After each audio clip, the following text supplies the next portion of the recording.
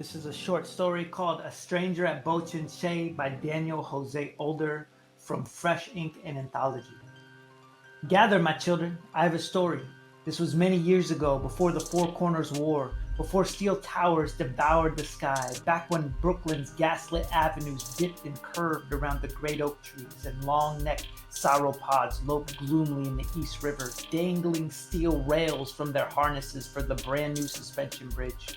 These were the days of revelry and masquerades, burning through wide-open nights when we were flickering shadows burgeoning along dawn streets. But this story isn't about us, of course. It's about you. And on this night, a group of you gathered as you always have, night upon night, here at a dim saloon in Old Crow Hill called Bochinche, a few blocks from the penitentiary. And Ramses Garcia sat in his same spot as always, silent as always, and just 17, hands plucking away on the congas, eyes scanning the crowd. There was a different face among the revelers this night. A white face, which was unusual enough at Bochinche, but also with large bulging eyes and tiny beads of sweat trembling upon his upper lip. The stranger wore a rumpled pinstripe suit and an ascot that seemed to clamp the folds of his fleshy throat. When Oba Adi Iku took the stage to begin another round of stories, the stranger glared at him, and Ramses Garcia glared at the stranger. Rosie Jean Selwyn sat in the crowd that night, and everyone knew her being there made Ramses play with that much more fire. Rosie sat just a few tables away from the stranger. She had her quill out and was jotting down sketches in a leather-bound tome. Rosie was the inventor of the crew. Most nights she would spend at her regular table, dreaming up ideas for new machines and weapons to the strains of that sweet music. During the day, you could find her in the workshop behind the Bochinche, tinkering and drilling, bringing those dreams to a whirring, clanking, steaming life. Ramses kept steady time on the congas, a gentle tap-tapping bolero strut, but his eyes tracked the stranger's every move. Oba Adi Iku sliced his hands through the smoky air, a warrior king chopping off his enemy's head, and launched into another part of the tale. The stranger scribbled notes on a scrap of paper, his big eyes glued to Oba. Ramses glanced at the girl he loved, and then returned to the stranger. Who was this man? Oba's story reached another height. The warrior king gazed over the shattered remnants of an army from his mountaintop. The stranger stood, his teeth clenched, fingers squirming like fattened bloodworms after the rain. Ramses stopped drumming. The stranger reached into his jacket, threw two small packets on the floor. Ramses launched across the stage, spilling the congas to either side. He bolted toward the stranger just as billowing smoke unfurled from the ground. The Bochinche began filling with a thick shroud of gray. The stranger ducked past Ramses' swinging arms, dashing towards Rosie Jean. Ramses saw the move, and he hurled towards them as Rosie cracked a bottle across the stranger's face. The gray smoke thickened. Ramses lost sight of Rosie, the stranger, everything. He pressed forward, shoving through the crowd, feeling for Rosie, coming up short.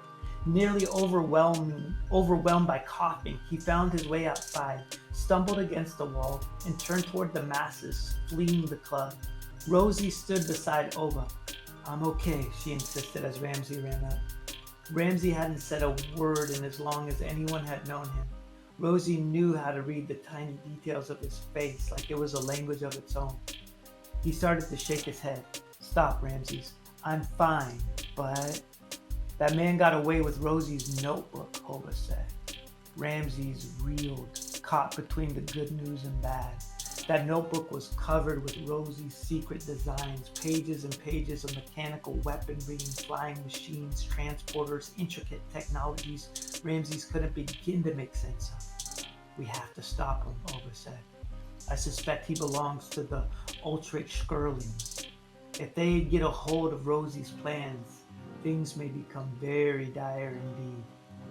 The Olritch Scourlings, an age-old fraternal order that had spent generations trying to open a gateway for their foul gods to worm through into this world.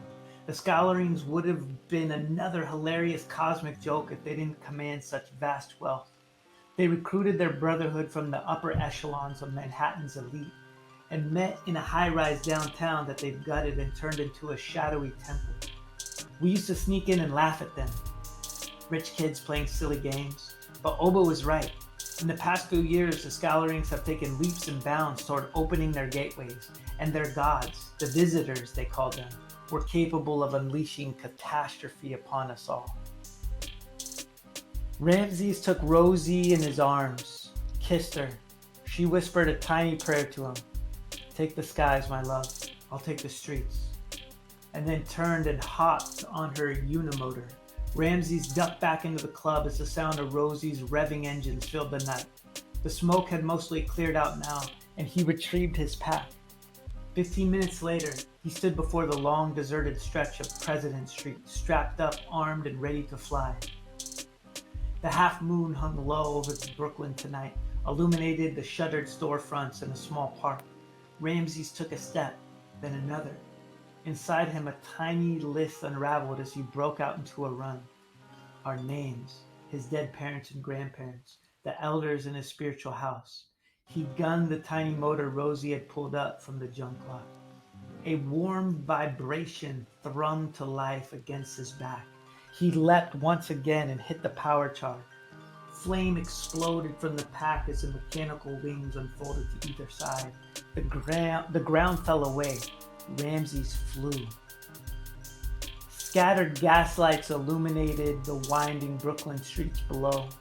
Flatbush Avenue sloped away from the dark trees of Prospect Park. It was 4 a.m., almost no one out but the night watch and a few straggling drunks. Airships hung just beneath the clouds like great weightless whales. A mournful horn sounded from the harbor, but otherwise Ramses' puttering engine was the only noise. He banked northwest towards the bay. Manhattan loomed tall behind the Brooklyn clock tower. A single sauropod stretched its long neck out of the dark river. The bridge crew was working late. No strangers stalked the streets though. Almost no one at all. Ramses swooped low over the tight alley labyrinth of the harbor district. A clutter of apartment houses squished between the bay and the river. A movement caught his eye, and he veered left and cut his engine, gliding along between the dark building fronts. Silence in the streets, then a clatter of footsteps on cobblestone.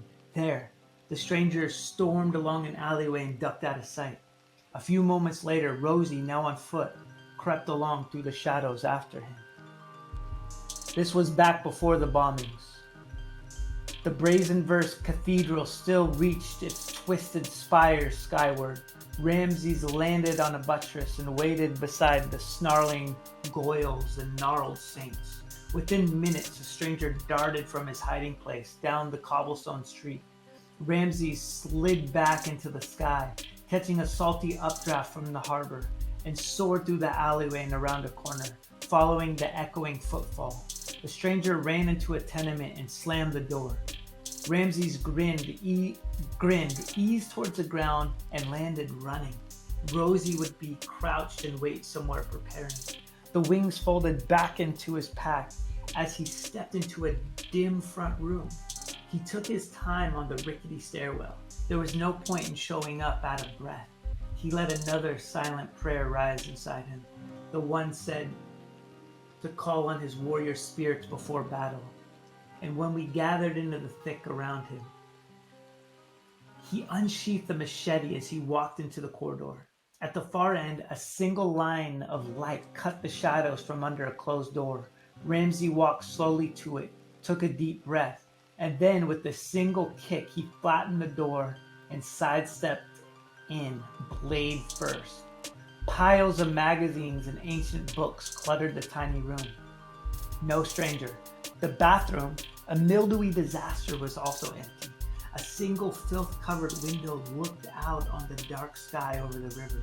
The construction lights gloomed miasmas into the night. No stranger, but there, on the writing desk near the window, Rosie's notebook. Ramses snatched it, threw it in his pouch. Stacks of parchment lay on the desk. messy ink blotch writing splattered across page after page. "'Twas twofold the insult," Ramsay read, and soon Frederick took it upon himself to find the blasted monstrosity and destroy it. But alas, it lurked deep in the Morgoth woods, where its villainous acolytes patrolled and genuflected alongside the hulking, tentaclous mass, inventing stories and casting shells with trembling brown hands. Mouth hanging open, Ramsay sat. The stranger's story went on, terrifying and achingly familiar, a broken mutant version of one of Oba's tales.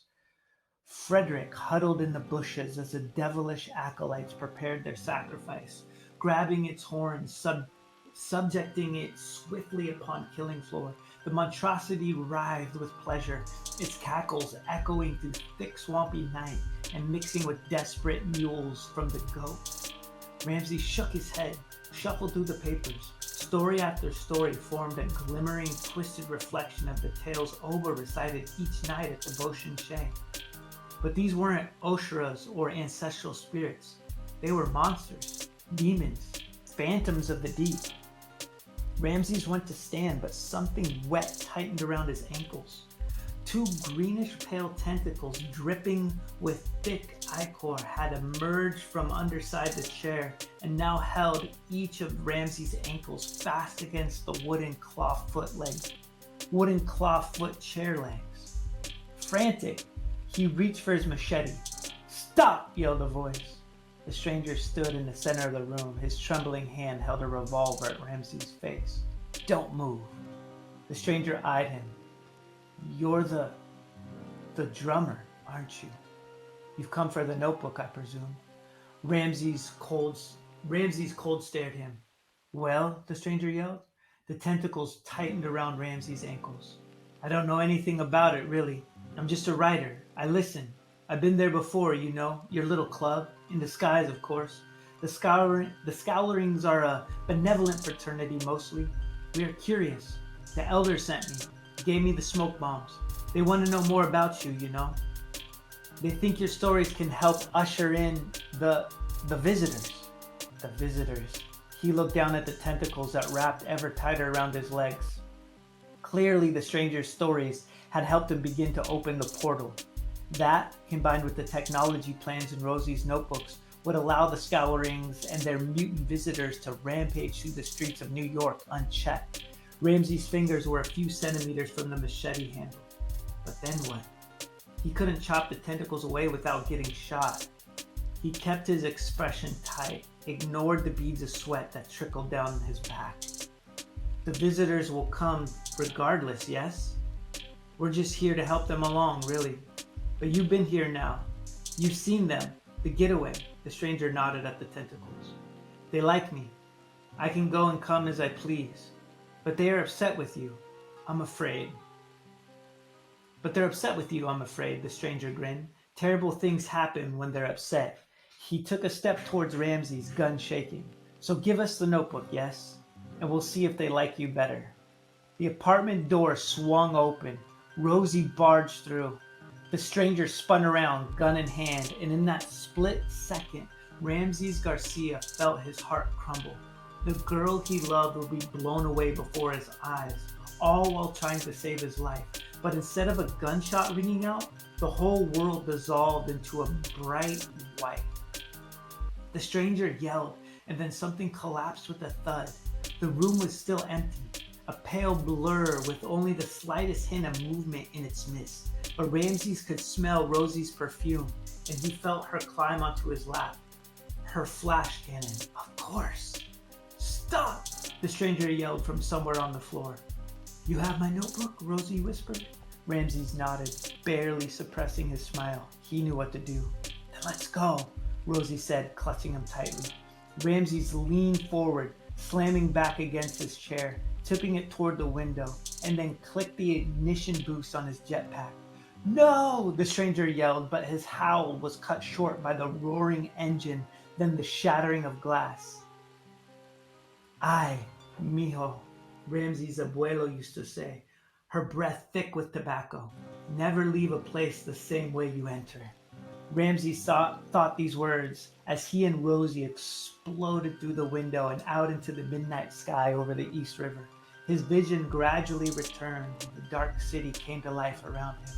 Up, up they surged, the chair trailing beneath him as tentacles clenched and squirmed against his legs. Flames danced along the walls of the tenement. He caught a glimpse of the stranger's bulging eyes staring out at him before smoke engulfed the whole facade. He handed his machete to Rosie. She held tight to him with one hand, and with the other she hacked once, twice, then 3 times at the seething tentacle. It screeched, squirted ichor from its gashes, and then released.